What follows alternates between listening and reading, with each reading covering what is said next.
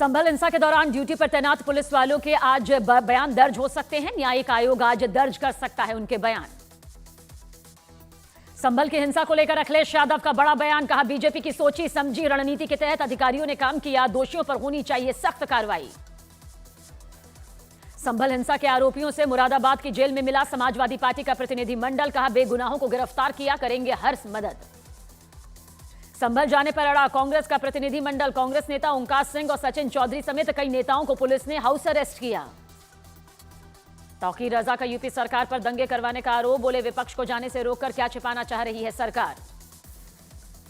UP के बदायूं में जामा मस्जिद के मालिकाना हक के मामले में आज सुनवाई। हिंदू पक्ष ने जामा मस्जिद की जगह पर नीलकंठ महादेव मंदिर होने का दावा किया है।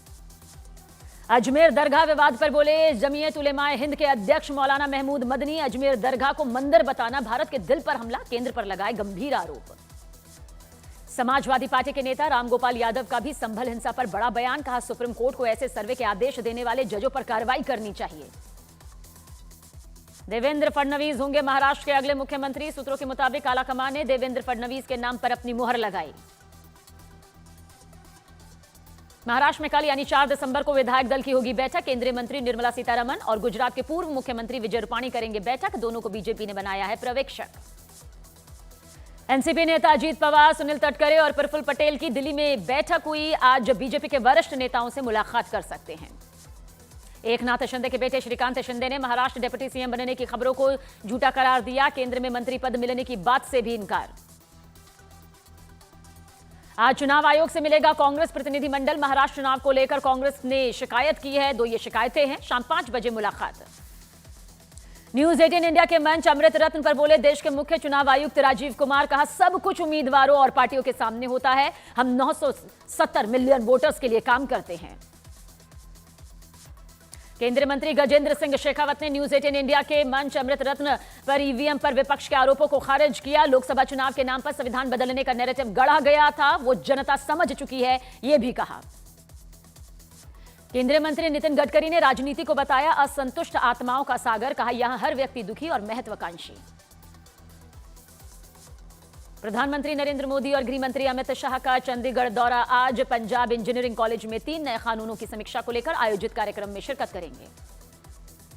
महाकुंभ की शुरुआत से पहले 13 दिसंबर को प्रयागराज पहुंचेंगे प्रधानमंत्री मोदी। गंगा आरती के साथ करीब 3 घंटे का समय शहर में बिताएंगे पीएम। न्यूज 18 इंडिया के मंच अमृत रत्न पर बोली दिल्ली की मुख्यमंत्री आतिशी, कहा लोकसभा चुनाव में लोगों को इंडिया गठबंधन के जीतने पर नहीं था भरोसा, बीजेपी को हराने के लिए विपक्ष को मजबूत पीएम फेस दिखाना होगा। दिल्ली विधानसभा चुनाव से पहले आम आदमी पार्टी में अवध ओझा की एंट्री, बोले पार्टी जो काम देगी वो करूंगा।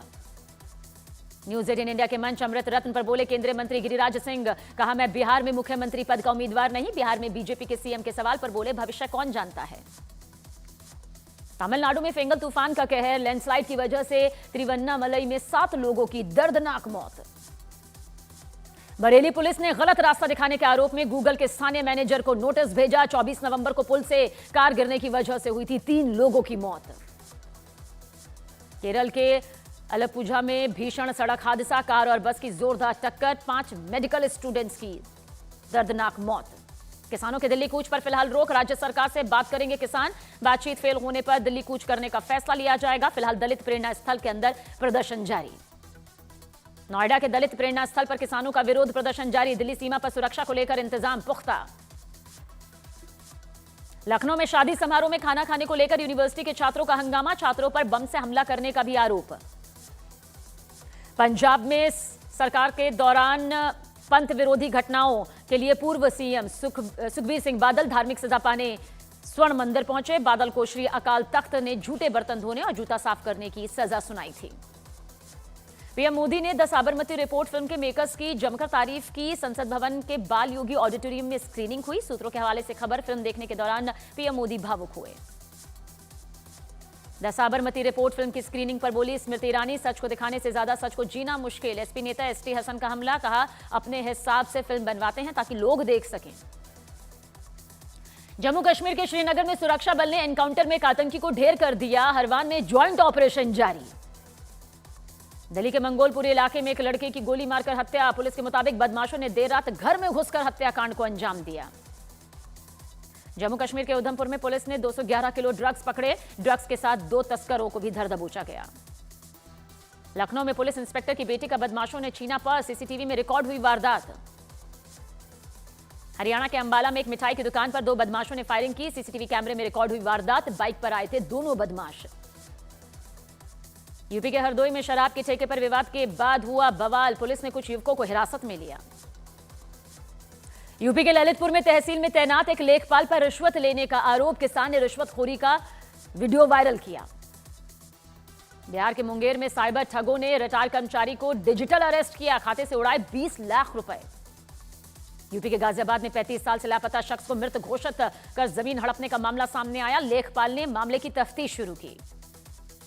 रेलवे में नौकरी दिलाने के नाम पर 60 लाख की ठगी की वारदात को अंजाम। पुलिस ने पश्चिम बंगाल के आसनसोल से 2 लोगों को गिरफ्तार किया। 10 लाख कैश, सोने और चांदी के आभूषण समेत रेलवे के दस्तावेज भी पकड़े।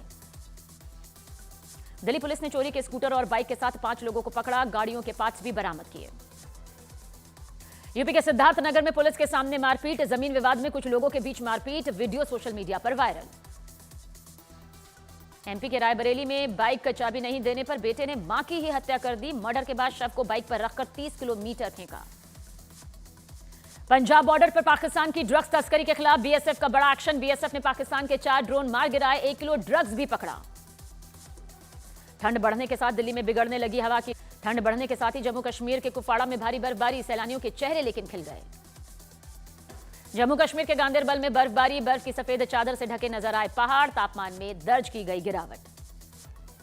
जम्मू कश्मीर के सोनमर्ग में भारी बर्फबारी। रास्ते पर जमी बर्फ की मोटी परत। रास्ता खोलने में जुटी बीआरओ की टीम। तूफान पेंगल के चलते तमिलनाडु में बाढ़ जैसे हालात। मूसलाधार बारिश की वजह से शहर की सड़कों में सिर्फ पानी ही पानी। तमिलनाडु में बाढ़ के बाद कई जिलों के स्कूल कॉलेज में छुट्टी घोषित की गई। भारी बारिश की वजह से शहर भर की सड़कें समंदर में तब्दील। मदद में प्रशासन जुटा।